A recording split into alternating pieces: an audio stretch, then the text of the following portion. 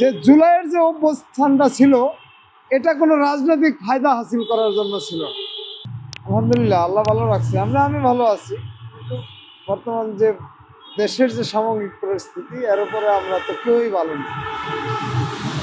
অর্থনীতির যে পরিস্থিতি আপনারা দেখছেন, ইতিমধ্যে একটা জিনিস তো দেশবাসীর সামনে চলে আসছে, এটা হলো যে বর্তমানে যে অন্তর্বর্তী সরকারের উপদেষ্টা মণ্ডলীর সদস্য এদের নেই।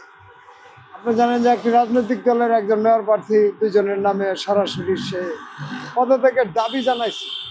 আমি গতকালকে এই যে জাগ্রত জুলাই মঞ্চের একটা আলোচনা শুনলাম, সেখানে তারা ওই আলী ইমাম মজুমদার এবং আসিফ নজরুল সাহেবকেও পদত্যাগ করার জন্য আহ্বান জানাচ্ছে। তো আমার সর্বোপরি কথা হলো যে জুলাইয়ের যে অবস্থানটা ছিল এটা কোনো রাজনৈতিক ফায়দা হাসিল করার জন্য ছিল না।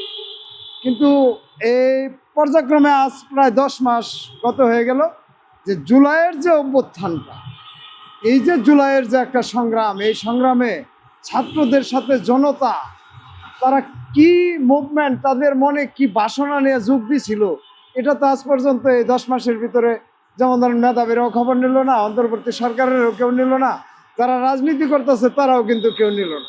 এখন তো রাজনীতিবিদরা তারা তাদের নিজেদের ইচ্ছা মতো এই আন্দোলনকে নেওয়ার চেষ্টা করতেছে। আপনারা ইতিমধ্যে লক্ষ্যই করছে যে সবাই তাদের ব্যক্তিগত কৌশল এবং ওই রাজনীতিটাকে, ওই আন্দোলনটাকে আন্দোলনটাকে হাতিয়ার হিসাবে ব্যবহার করা শুরু করছে ইতিমধ্যে। কিন্তু আমার কথা হলো এই যে জুলাইয়ের যে ঘোষণাপত্র, এই জুলাইয়ের ঘোষণাপত্রটাই হলো মেইন। এই জুলাইয়ের ঘোষণাপত্রের ভিতরে আগামী বাংলাদেশ কিভাবে চলবে ওটার রূপরেখা এই জুলাইয়ের ঘোষণাপত্র তো ওরা দিতে পারবে না।